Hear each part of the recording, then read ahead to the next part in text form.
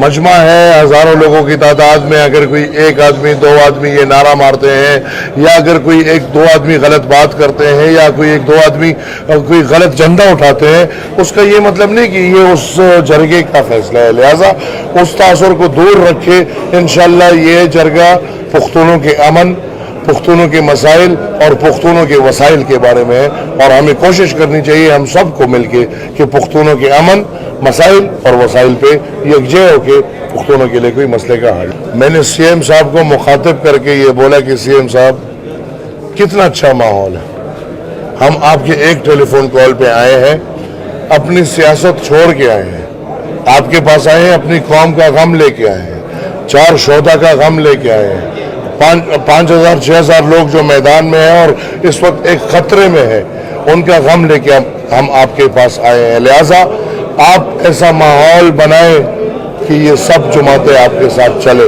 یہ میں نے تجویز ادھر علی امین گنڈا پور کو دی ہے، اور ان کو میں نے کہا کہ آپ کے پاس ہوگا مینڈیٹ، جس کیسے دیا ہے کیا ہے وہ الگ بات ہے، لیکن آپ کے پاس مینڈیٹ ہے، مینڈیٹ پہ آپ فیصلے کریں.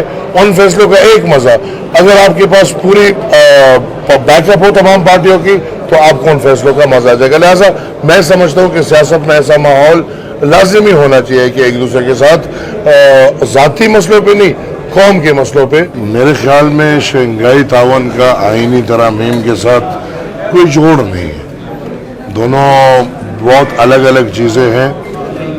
پاکستان میں ایک بہت بڑا ایونٹ ہو رہا ہے، اور ہم دیکھ رہے ہیں کہ پوری دنیا سے بڑی اچھی ڈیلیگیشنز آئی ہیں، اور بڑے عرصے بعد اسلام آباد میں اس سطح پہ کوئی کانفرنس ہو رہا ہے، تو بہت اچھی بات ہے، ہم خیر مقدم کرتے ہیں، اور ایسے کانفرنسز ہونے چاہیے اور پاکستان کو اس میں حصہ لینا چاہیے، اور پاکستان کے ایکسپوجر باہر کو دنیا کے آ کے پاکستان کو دیکھنا چاہیے. اب جہاں تک بات رہی آئینی ترامیم کی، اس کا او آئی سی سے کوئی لینا دینا نہیں. اگر اس کو آپ تفصیلی دیکھیں جو پہلے دن سے ہو رہے سب ایک ہی چیز ہے.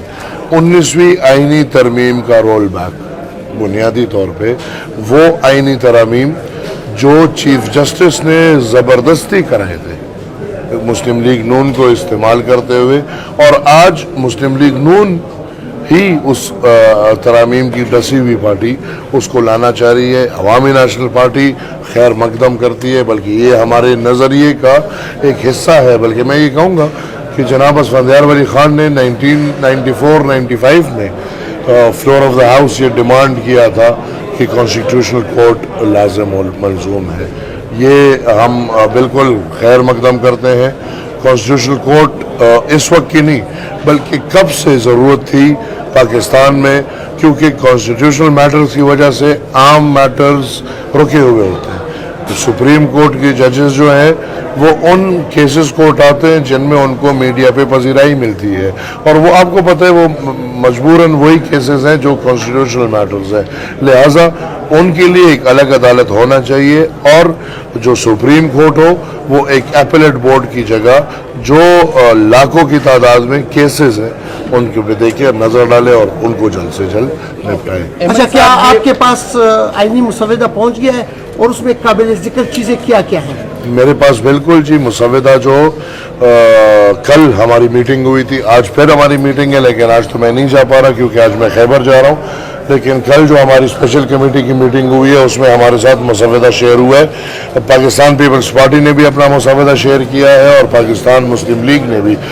بنیادی طور پہ اس میں فیڈرل کانسٹیٹیوشنل کورٹ کا قیام ہے، اور اس کے ججز کا تعیناتی ہے، اور تمام باقی ججز کی تعیناتی ہے، اور چیف جسٹس کی تعیناتی جو ہم نے بھی جو سجیشن دی ہے کہ جو سینئر موسٹ ہے اس کا ایکسپیرینس اچھا نہیں رہا.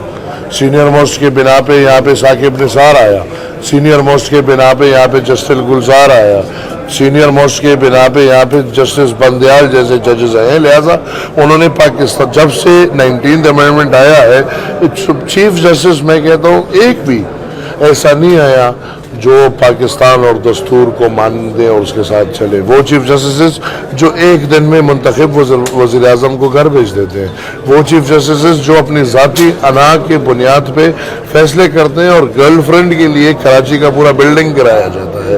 لہٰذا میں سمجھتا ہوں کہ یہ بہت ایک اچھا قدم ہے کہ ٹاپ 3 یا ٹاپ 5. اب اس پہ کنسنسس باقی ہے, اس پہ ہونا کہ آیا ٹاپ 3 کہ ٹاپ 5, اور پھر اس میں جو کمیٹی ہے سلیکشن کی, تو جو پرانی کمیٹی ہے اسی کو ریٹین کرتے کرتے 4 ممبرز کا اضافہ کیا ہے, 2 سینیٹرز 2 MNAs, دونوں کو ایک لیڈر آف دا ہاؤس دے گا, ایک لیڈر آف دا اپوزیشن دے گا. تو یہ موٹی بات ہے انشاءاللہ. میں کل بھی یہ بات کی ہے اور انشاءاللہ میری یہ پوری کوشش ہوگی کہ یہ شک شامل ہو, بلکہ میں ایک ایسے ماحول بنا چکا ہوں کہ میں آپ کو خوشخبری دیتا ہوں, کم سے کم اس بات پہ سب متفق ہے. اگر کوئی اور چیز نہ آئے اور صرف میں یہ قانون لے کر آؤں تو اس پہ PTI بھی میرے ساتھ متفق ہے. کیا ہے وہ قانون آپ بتا دیں. جو خیبر کو ہٹا کے پختونخوا کو صرف پختونخوا بنا دے. یہ جو خیبر ہمارا ایک ضلع ہے, ہمارا پاس ہے, ہمیں اس کی قدر ہے, لیکن ایک ضلع کا نام صوبے کے ساتھ جوڑا گیا ہے اور اس میں ہمیں یہ اور کوئی تکلیف ہمیں نہیں ہے. لیکن ہمیں جب سے شناخت ملی ہے تو شناخت ہمیں KP مل گئی ہے, KPK مل گئی ہے. لہٰذا میں سمجھتا ہوں کہ یہ خیبر کو ہٹا دینا چاہیے, پختونخوا لے آنا چاہیے, اور اس پہ ہم سب کا اتفاق ہے.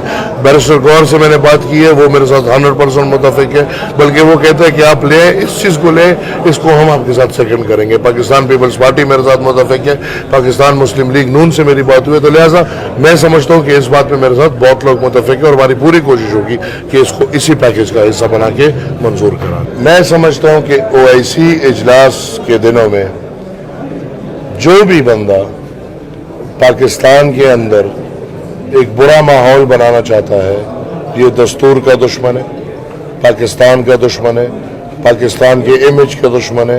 اور میں انشاءاللہ امید رکھوں گا جناب انٹیریئر منسٹر صاحب سے کہ جو ایکشن جس طرح ہمارے پختونخوا حکومت نے PTM کے اگینسٹ کیا ہے, تو انہوں نے خود آپ کو راستہ دکھا دیا ہے کہ اگر احتجاج کے لیے, اور پھر پرامن احتجاج پہ یہ ہو تو پھر جو ان کے احتجاج ہوتے تو ان پہ کیا ہونا چاہیے. تو محسن نقوی سے میری گزارش ہوگی کہ یاد رکھے کہ انہوں نے خیبر میں کیا کیا ہے, ان کے ساتھ ویسے ہی عمل پیش ہونا چاہیے. شنگھائی تعاون اس کے دنوں میں انشاءاللہ اسلام آباد پرامن رہے گا, اسلام آباد میں کوئی ماحول برا نہیں ہوگا, اور یہ ایک بہت عرصے بعد پاکستان کے لیے ایک اچھی امیج لے کر. اچھا, انڈین وزیر خارجہ کافی عرصے بعد آ رہے ہیں, کیا اس حوالے سے کہہ رہے ہیں جو انڈین تقریباً 8-9 سال بعد وہ ہم تو دیکھیں جی, ہم تو ہمسایہ ممالک کے ساتھ اچھے تعلقات کے دائی ہیں. ہمارے نظریے میں یہ کہ ہمسایہ ممالک کے ساتھ اچھے تعلق رکھے, اور ہندوستان ہو, افغانستان ہو, ایران ہو, چین ہو, ہمیں چاہیے کہ ہم سب کے ساتھ بہتر سے بہتر تعلق رکھے, اور ان تعلق کا بڑھاؤ ہم زیادہ سے زیادہ تجارت کی بنیاد